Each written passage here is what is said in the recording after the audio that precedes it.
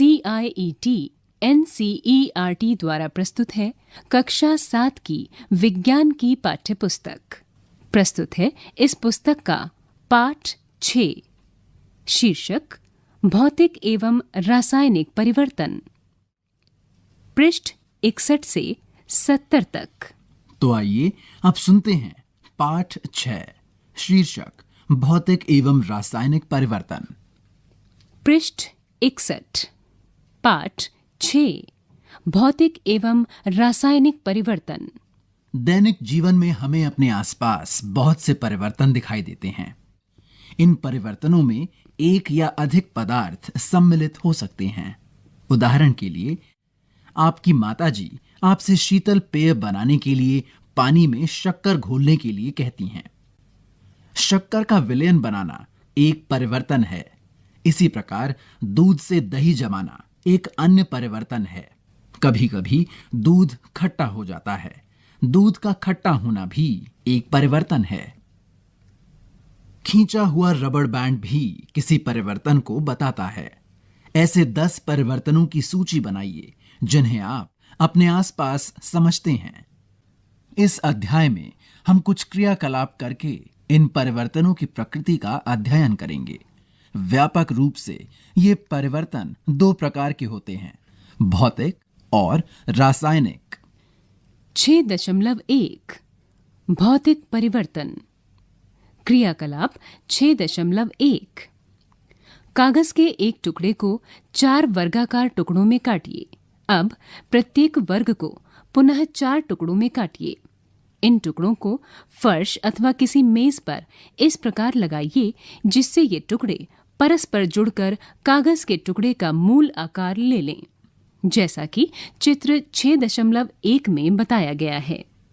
स्पष्ट रूप से आप टुकड़ों को पुनः जोड़कर मूल टुकड़ा नहीं बना सकते, लेकिन क्या कागज के गुण में कोई परिवर्तन हुआ है?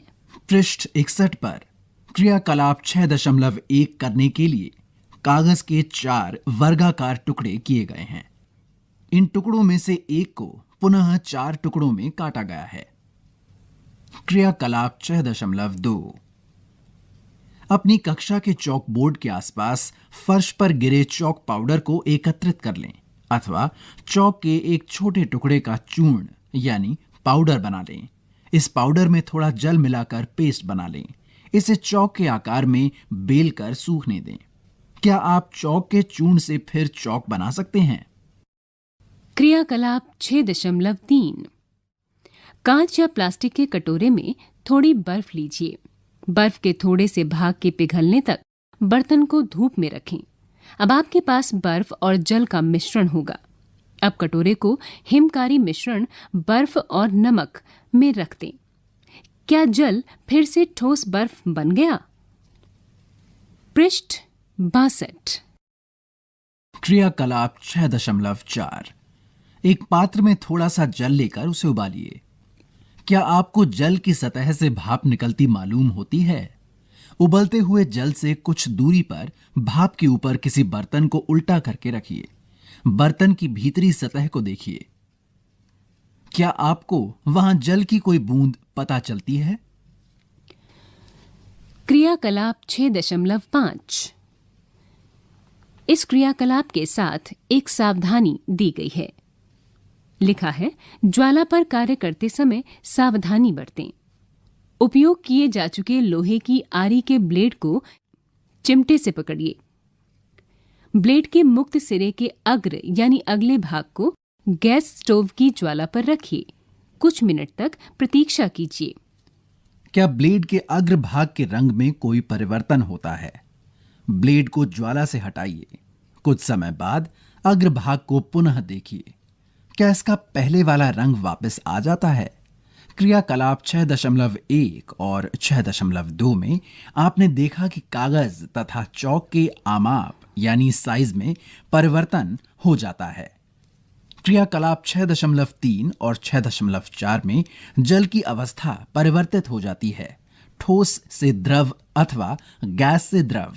क्रियाकलाप 6.5 में आरी के ब्लेड का रंग गर्म करने पर परिवर्तित हो जाता है।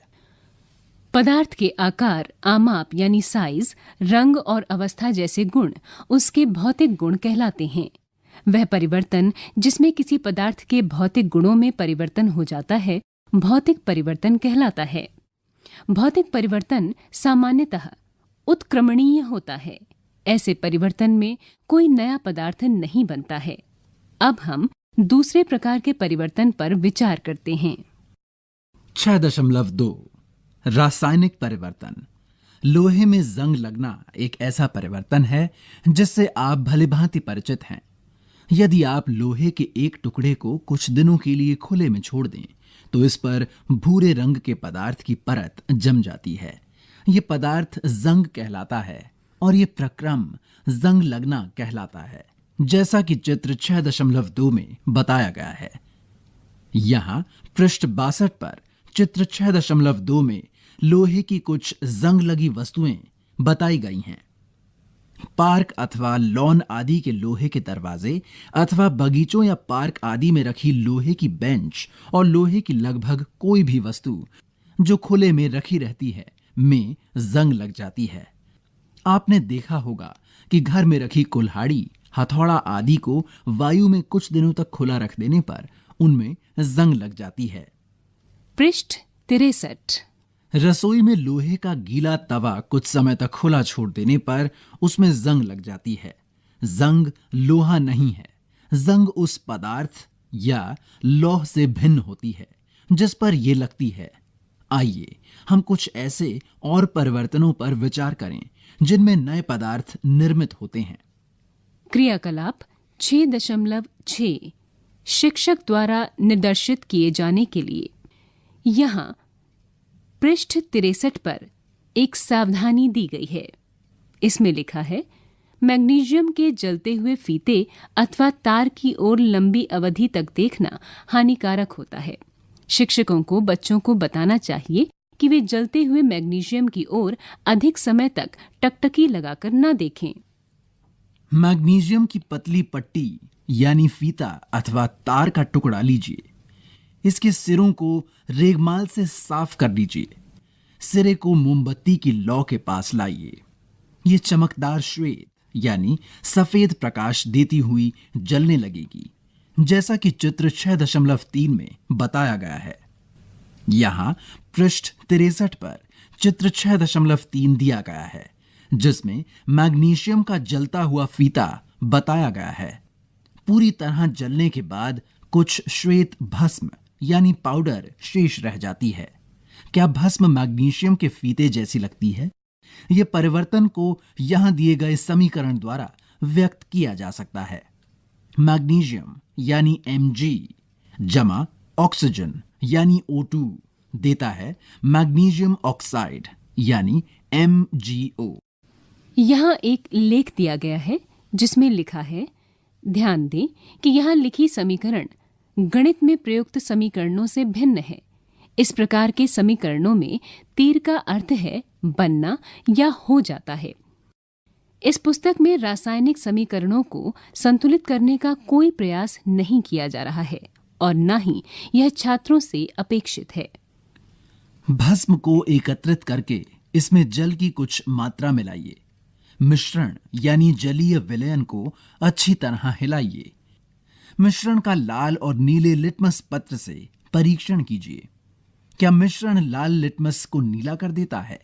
क्या मिश्रण नीले लिटमस को लाल कर देता है?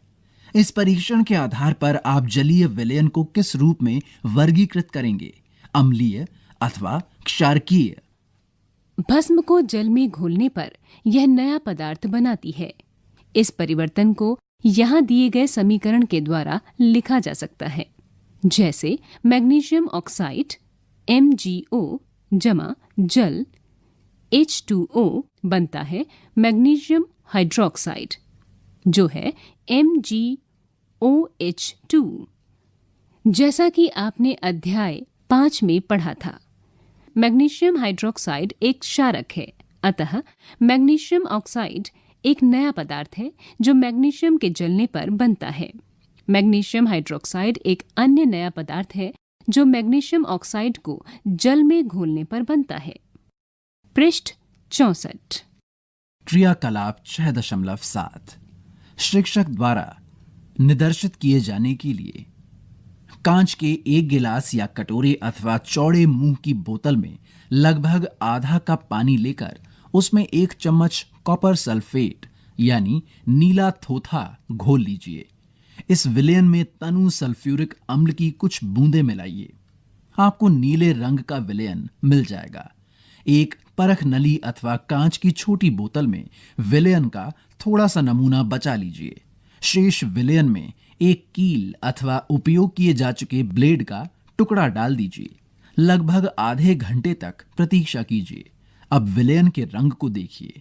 इसकी तुलना अलग से बचाए गए नमूने वाले विलयन के रंग से कीजिए। जैसा चित्र 6.4 में बताया गया है।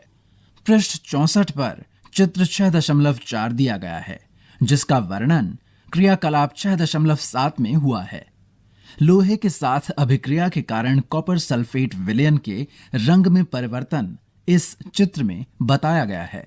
यहाँ चौड़े मुंह की कांच की बोतल में कॉपर सल्फेट विलयन है जो नीले रंग का है, और दूसरे चौड़े मुंह की कांच की बोतल में आयरन सल्फेट है जो हरे रंग का है। इसमें एक इस्तेमाल किया हुआ ब्लेड अंदर डाला हुआ है और वहीं एक इस्तेमाल किया हुआ ब्लेड बाहर भी है। यहां बताया गया है कि चौड़े मुंह की कांच की बोतल में जो इस्तेमाल हुआ ब्लेड डला हुआ है उसका रंग बाहर पड़े ब्लेड से भिन्न है। क्या आपको विलयन के रंग में कोई परिवर्तन दिखाई देता है? कील अथवा ब्लेड को बाहर निकाल लीजिए। क्या इसमें कोई परिवर्तन दिखाई देता है? आपको जो परिवर्तन दिखाई देते हैं वे कॉपर सल्फेट और लोहे के बीच अभिक्रिया के कारण होते हैं। विलयन के रंग का नीले से हरा हो जाना एक नए पदार्थ आयरन सल्फेट के बनने के कारण होता है। लोहे की कील पर भूरा निक्षेप कॉपर या तांबे की परत के कारण होता है, जो एक अन्य नया पदार्थ है। हम इस अभिक्रिया को इस तरह से व्यक्त कर सकते हैं, जैसे कॉपर सल्फेट विलयन अर्थात CuSO4 नीला थोथा जमा लोहा यानी Fe बनता है आयरन सल्फेट विलयन जो है FeSO4, हरा जमा कॉपर जो है Cu, भूरा निक्षेप। क्रियाकलाप 6.8 किसी परख नली में लगभग 1 चम्मच सिरका लीजिए। इसमें चुटकी भर खाने का सोडा डालिए। आपको एक बुदबुदाहट की ध्वनि सुनाई देगी और गैस के बुलबुले बाहर निकलने लगेंगे। इस गैस को चित्र 6.5 में दिखाई गई व्यवस्था के अनुसार ताजे बने चूने के पानी में से गुजारिए। चूने का पानी तैयार करने की विधि अध्याय 5 में बताई गई है। चूने के पानी में क्या परिवर्तन होता है? परख नली में परिवर्तन इस प्रकार से होते हैं। सिरका यानी एसिटिक अम्ल जमा खाने का सोडा यानी सोडियम हाइड्रोजन कार्बोनेट बनता है कार्बन डाइऑक्साइड CO2 और अन्य पदार्थ। इस प्रक्रिया को चित्र 6.5 के माध्यम से बताया गया है, जिसमें चूने के पानी में से गैस को गुजारने के लिए व्यवस्था की गई है। इस चित्र की संख्या है चित्र 6.5। पृष्ठ 65। कार्बन डाइऑक्साइड और चूने के पानी के बीच अभिक्रिया निम्न प्रकार से होती है। कार्बन डाइऑक्साइड और चूने के पानी के बीच अभिक्रिया इस प्रकार से होती है, जैसे कार्बन डाइऑक्साइड CO2 जमा चूने का पानी CaOH2 बनता है कैल्शियम कार्बोनेट जो है CaCO3 जमा जल H2O। जब कार्बन डाइऑक्साइड को चूने के पानी में प्रवाहित किया जाता है तो कैल्शियम कार्बोनेट बनता है, जिससे चूने का पानी दूधिया हो जाता है। चूने के पानी का दूधिया हो जाना कार्बन डाइऑक्साइड का मानक परीक्षण है। आप इसका उपयोग अध्याय 10 में ये बताने के लिए करेंगे कि हम श्वसन में जो वायु बाहर निकालते हैं उसमें कार्बन डाइऑक्साइड की मात्रा अधिक होती है। क्रियाकलाप 6.6 से 6.8 में आपने पाया कि प्रत्येक परिवर्तन में एक या अधिक नए पदार्थ बने थे। क्रियाकलाप 6.6 में मैग्नीशियम को वायु की उपस्थिति में जलाने पर बनने वाली भस्म एक नया पदार्थ थी। क्रियाकलाप 6.7 में कॉपर सल्फेट की लोहे के साथ अभिक्रिया से आयरन सल्फेट और कॉपर बने थे। ये दोनों नए पदार्थ थे। कॉपर लोहे के ब्लेड पर निक्षेपित हो गया था। क्रियाकलाप 6.8 में सिरका और खाने के सोडे की अभिक्रिया से कार्बन डाइऑक्साइड बनी थी, जिसने चूने के पानी को दूधिया कर दिया था। क्या आप इस अभिक्रिया में बनने वाले नए पदार्थ का नाम बता सकते हैं? वह परिवर्तन जिसमें एक अथवा एक से अधिक नए पदार्थ बनते हैं रासायनिक परिवर्तन कहलाता है। रासायनिक परिवर्तन को रासायनिक अभिक्रिया भी कहते हैं। रासायनिक परिवर्तन हमारे जीवन में अत्यधिक महत्वपूर्ण हैं। सभी नए पदार्थ रासायनिक परिवर्तनों के परिणाम स्वरूप ही बनते हैं। उदाहरण के लिए भोजन का पाचन, फलों का पकना, अंगूरों का किण्वन आदि विभिन्न रासायनिक परिवर्तनों के कारण होता है। औषधि भी रासायनिक अभिक्रियाओं की श्रृंखला का अंत्योत्पाद होती है। उपयोगी नए पदार्थ जैसे प्लास्टिक और अपमार्जकों यानी डिटर्जेंट्स को रासायनिक अभिक्रियाओं द्वारा ही बनाया जाता है। वास्तव में प्रत्येक नए पदार्थ की खोज रासायनिक परिवर्तनों का अध्ययन करके की गई है। हमने जाना कि रासायनिक परिवर्तन में एक या एक से अधिक नए पदार्थ निर्मित होते हैं। नए उत्पादों यानी पदार्थों के अतिरिक्त रासायनिक परिवर्तन में ये घटनाएं भी हो सकती हैं। ऊष्मा, प्रकाश अथवा किसी अन्य प्रकार के विकिरण यानी उदाहरण के लिए पराबैंगनी का निर्मुक्त यानी बाहर निकलना अथवा उनका अवशोषित होना, ध्वनि का उत्पन्न होना, गंध में परिवर्तन होना अथवा किसी नई गंध का बनना, रंग में परिवर्तन होना, किसी गैस का बनना। आइए अब हम कुछ अन्य उदाहरणों पर विचार करते हैं। आपने देखा कि मैग्नीशियम के फीते का जलना एक रासायनिक परिवर्तन है। कोयला, लकड़ी अथवा पत्तियों का जलना भी रासायनिक परिवर्तन है। वास्तव में किसी भी पदार्थ का जलना एक रासायनिक परिवर्तन है। जलने के साथ सदैव ऊष्मा का उत्पादन होता है। पटाखों का विस्फोट एक अन्य रासायनिक परिवर्तन है। आप जानते हैं कि ऐसे विस्फोट से ऊष्मा, प्रकाश, ध्वनि और अरुचिकर गैसें उत्पन्न होती हैं जो वायुमंडल को प्रदूषित करती हैं। इसलिए आपको पटाखे ना जलाने की सलाह दी जाती है। जब भोजन सामग्री बासी हो जाती है अथवा सड़ गल जाती है तो उसमें से दुर्गंध आने लगती है। क्या हम इस परिवर्तन को रासायनिक परिवर्तन कह सकते हैं? पृष्ठ 66। यहाँ पर एक लेख दिया गया है जिसका शीर्षक है सुरक्षात्मक आवरण। इसमें लिखा है, आपने वायुमंडल में ओजोन की परत के बारे में अवश्य सुना होगा। यह हमें सूर्य के प्रकाश में उपस्थित हानिकारक पराबैंगनी विकिरण से बचाती है। ओजोन पराबैंगनी विकिरण को अवशोषित कर लेती है और ऑक्सीजन में परिणत हो जाती है। ऑक्सीजन ओजोन से भिन्न होती है। क्या हम ओजोन के अपघटन को रासायनिक परिवर्तन कह सकते हैं? यदि ओजोन द्वारा पराबैंगनी विकिरण अवशोषित नहीं होती तो वह पृथ्वी की सतह पर पहुंचकर हमें और अन्य जीवों को हानि पहुंचाती। ओजोन इस विकिरण से हमें सुरक्षा प्रदान करने में प्राकृतिक आवरण की तरह कार्य करती है। संभवतः आपने महसूस किया होगा कि यदि सेब को काटने के बाद तत्काल न खा लिया जाए तो उसके कटे हुए टुकड़े भूरे रंग के हो जाते हैं। यदि आपने रंग में ये परिवर्तन नहीं महसूस किया है तो किसी सेब का एक टुकड़ा काटिए और उसे कुछ देर तक ऐसा ही छोड़ दीजिए। इसी प्रकार का क्रियाकलाप आलू अथवा बैंगन के टुकड़े के साथ दोहराइए। ऐसी प्रत्येक स्थिति में रंग का परिवर्तन वास्तव में किसी नए पदार्थ अथवा पदार्थों के बनने के कारण होता है। क्या ये परिवर्तन रासायनिक परिवर्तन नहीं है? बूझो कहता है, अध्याय 1 में हमने पढ़ा कि पादप यानी पौधे अपना भोजन प्रकाश संश्लेषण नामक प्रक्रम द्वारा स्वयं बनाते हैं। क्या हम प्रकाश संश्लेषण को रासायनिक परिवर्तन कह सकते हैं? पहेली ने कहा कि पाचन भी एक रासायनिक परिवर्तन है। अध्याय 5 में आपने अम्ल और क्षारक को परस्पर मिलाकर उदासीन किया था।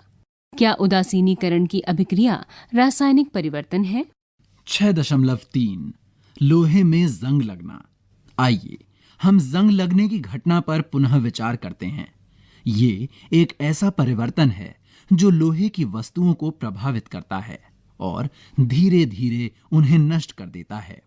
क्योंकि लोहे का उपयोग सेतु यानी पुल, जहाज, कार, ट्रक आदि का ढांचा बनाने और अन्य कई वस्तुओं को बनाने के लिए किया जाता है, अतः जंग लगने के कारण होने वाली आर्थिक हानि बहुत अधिक होती है। जंग लगने की प्रक्रिया को इस समीकरण द्वारा व्यक्त किया जा सकता है। लोहा Fe जमा ऑक्सीजन O2 वायु से जमा जल H2O देता है जंग यानी आयरन ऑक्साइड Fe2O3।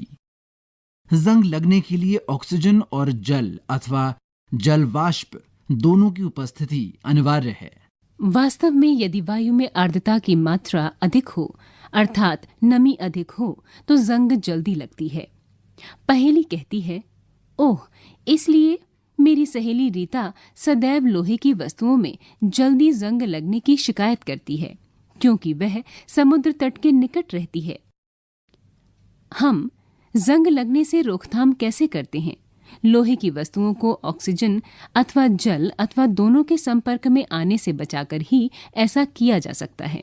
इसका एक सरल उपाय उन पर पेंट अथवा ग्रीस की एक परत चढ़ाना है। वास्तव में लोहे की सभी वस्तुओं पर नियमित रूप से पेंट अथवा ग्रीस की परत चढ़ाते रहना चाहिए, जिससे उनमें जंग लगने को रोका जा सके। एक अन्य उपाय लोहे के ऊपर क्रोमियम अथवा जस्ता यानी जिंक जैसी किसी धातु की परत चढ़ाना है। लोहे पर जिंक की परत चढ़ाने का प्रक्रम यशद लेपन यानी गैल्वनाइजेशन कहलाता है। अपने घरों में पानी की आपूर्ति के लिए उपयोग होने वाले लोहे के पाइप यशद लेपित होते हैं, जिससे उनमें जंग नहीं लगता। क्या आप जानते हैं कि पानी के जहाज लोहे के बने होते हैं और उनका एक भाग हमेशा पानी में डूबा रहता है। पानी के ऊपर के भाग पर भी जल की बूंदें गिरती रहती हैं। यही नहीं, समुद्र के पानी में अनेक लवण भी पाए जाते हैं। लवण युक्त जल जंग लगने के प्रक्रम की दर को बढ़ा देते हैं, अतः जहाजों पर पेंट करने के बाद भी उन्हें जंग लगने से काफी क्षति होती है। यही नहीं, जहाजों के लोहे के कुछ भाग को बदलना प्रतिवर्ष आवश्यक हो जाता है। क्या आप विश्व में जंग लगने से होने वाली कुल आर्थिक हानि की कल्पना कर सकते हैं? स्टेनलेस स्टील लोहे में कार्बन और क्रोमियम, निकल तथा मैंगनीज जैसी धातुओं को मिलाकर बनाया जाता है। इसमें जंग नहीं लगती है। 6.4 क्रिस्टलीकरण। कक्षा 6 में आपने पढ़ा था कि साधारण नमक यानी लवण को समुद्र जल के वाष्पन द्वारा प्राप्त किया जा सकता है। इस प्रकार प्राप्त होने वाला नमक शुद्ध नहीं होता है और उसके क्रिस्टलों के आकार को स्पष्ट रूप से नहीं देखा जा सकता है। तथापि किसी पदार्थ के शुद्ध क्रिस्टल उनके विलयन से प्राप्त किए जा सकते हैं। यह प्रक्रिया क्रिस्टलीकरण कहलाती है। यह भौतिक परिवर्तन का एक उदाहरण है। यहाँ एक सावधानी लिखी है। लिखा है, केवल तनु सल्फ्यूरिक अम्ल का ही उपयोग करें। जल को उबालते समय सतर्क रहें। क्रियाकलाप 6.9 क्रियाकलाप 6.9 में अम्ल का उपयोग किया जाना है, अतः इसे शिक्षक की उपस्थिति में किया जाए। किसी बीकर में लगभग 1 कप जल लीजिए और उसमें तनु सल्फ्यूरिक अम्ल की कुछ बूंदें मिलाइए। जल को गर्म कीजिए।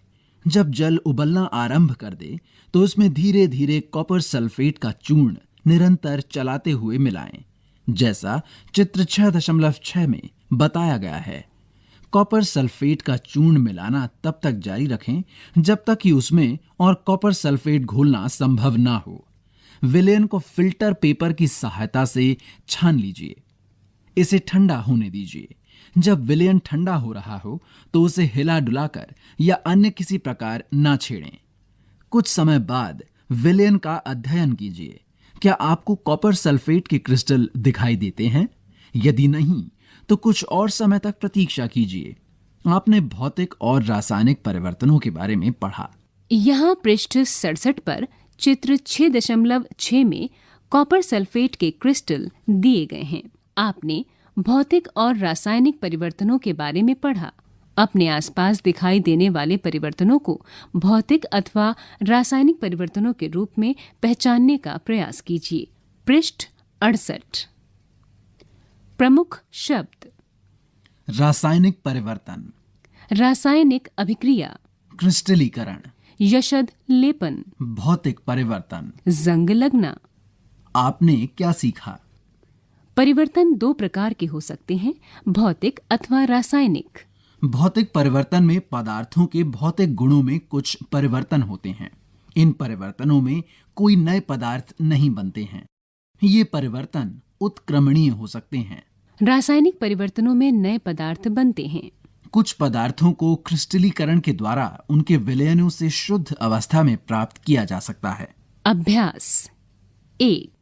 यहाँ दिए गए प्रक्रमों के अंतर्गत होने वाले परिवर्तनों को भौतिक अथवा रासायनिक परिवर्तन के रूप में वर्गीकृत कीजिए। क. प्रकाश संश्लेषण। ख. जल में शक्कर को घोलना। ग. कोयले को जलाना। घ. मोम को पिघलाना। च. एल्युमिनियम के टुकड़े को पीटकर उसका पतला पत्र या फॉइल बनाना। छ. भोजन का पाचन। 2. बताइए कि यहाँ दिए गए कथन सत्य हैं अथवा असत्य। यदि कथन असत्य हो तो अपनी अभ्यास पुस्तिका में उसे सही करके लिखिए। क. लकड़ी के लट्ठे को टुकड़ों में काटना एक रासायनिक परिवर्तन है, सत्य या असत्य। ख. पत्तियों से खाद का बनना एक भौतिक परिवर्तन है, सत्य अथवा असत्य। ग. जस्ते यानी जिंक लेपित लोहे के पाइपों में आसानी से जंग नहीं लगती है, सत्य या असत्य। घ. लोहा और जंग एक ही पदार्थ हैं, सत्य या असत्य। च. भाप का संघनन रासायनिक परिवर्तन नहीं है, सत्य या असत्य। पृष्ठ 69। 3. यहाँ दिए गए कथनों में रिक्त स्थानों को भरिए। क. जब कार्बन डाइऑक्साइड को चूने के पानी में प्रवाहित किया जाता है तो यह रिक्त स्थान के बनने के कारण दूधिया हो जाता है। ख. खाने के सोडे का रासायनिक नाम रिक्त स्थान है। ग. ऐसी दो विधियां जिनके द्वारा लोहे को जंग लगने से बचाया जा सकता है, रिक्त स्थान और रिक्त स्थान हैं। घ. ऐसे परिवर्तन भौतिक परिवर्तन कहलाते हैं जिनमें किसी पदार्थ के केवल रिक्त स्थान गुणों में परिवर्तन होता है। च. ऐसे परिवर्तन जिनमें नए पदार्थ बनते हैं, रिक्त स्थान परिवर्तन कहलाते हैं। 4. जब नींबू के रस में खाने का सोडा मिलाया जाता है तो बुलबुले बनते हैं और गैस निकलती है। यह किस प्रकार का परिवर्तन है, समझाइए। 5. जब कोई मोमबत्ती जलती है तो भौतिक और रासायनिक परिवर्तन दोनों होते हैं। इन परिवर्तनों की पहचान कीजिए। ऐसे ही किसी ज्ञात प्रक्रम का एक और उदाहरण दीजिए जिसमें भौतिक और रासायनिक परिवर्तन दोनों होते हैं। 6. आप यह कैसे बताएंगे कि दही का जमना एक रासायनिक परिवर्तन है। 7. समझाइए कि लकड़ी के जलने और उसे छोटे टुकड़ों में काटने को दो भिन्न प्रकार के परिवर्तन क्यों माना जाता है। 8. कॉपर सल्फेट के क्रिस्टल कैसे बनाते हैं, इसका वर्णन कीजिए। 9. समझाइए कि लोहे के गेट को पेंट करने से उसका जंग लगने से बचाव किस कारण से होता है। 10. समझाइए कि रेगिस्तानी क्षेत्रों की अपेक्षा समुद्र तटीय क्षेत्रों में लोहे की वस्तुओं में जंग अधिक क्यों लगती है। 11. हम रसोई में जिस गैस का उपयोग करते हैं वो द्रवित पेट्रोलियम गैस या एलपीजी कहलाती है। सिलेंडर में एलपीजी द्रव के रूप में होती है। सिलेंडर से बाहर आते ही ये गैस में परिवर्तित हो जाती है। परिवर्तन ए। फिर यही गैस जलती है। परिवर्तन बी। यहाँ दिए गए कथन इन परिवर्तनों से संबंधित हैं। सही कथन का चयन कीजिए। क, प्रक्रम ए एक रासायनिक परिवर्तन है। ख, प्रक्रम बी एक रासायनिक परिवर्तन है। ग, प्रक्रम ए और प्रक्रम बी दोनों ही रासायनिक परिवर्तन हैं। घ, इनमें से कोई भी प्रक्रम रासायनिक परिवर्तन नहीं है। पृष्ठ 70। 12 अवायवीय जीवाणु जैविक अपशिष्ट पदार्थों को अपघटित कर जैव गैस यानी बायोगैस बनाते हैं। परिवर्तन ए। फिर जैव गैस ईंधन के रूप में जलाई जाती है। परिवर्तन बी। यहां दिए कथन इन परिवर्तनों से संबंधित हैं। सही कथन चुनिए। क, प्रक्रम ए एक रासायनिक परिवर्तन है। ख, प्रक्रम बी एक रासायनिक परिवर्तन है। ग, प्रक्रम ए और प्रक्रम बी दोनों ही रासायनिक परिवर्तन हैं। घ, इनमें से कोई भी प्रक्रम रासायनिक परिवर्तन नहीं है। विस्तारित अधिगम क्रियाकलाप और परियोजना कार्य 1। ऐसे दो परिवर्तनों का वर्णन कीजिए जो हानिकारक हों। समझाइए कि आप उन्हें हानिकारक क्यों मानते हैं। आप उनकी रोकथाम कैसे कर सकते हैं। 2। चौड़े मुंह वाली कांच की 3 बोतलें लीजिए। उन पर ए, बी तथा सी का चिन्ह लगाइए।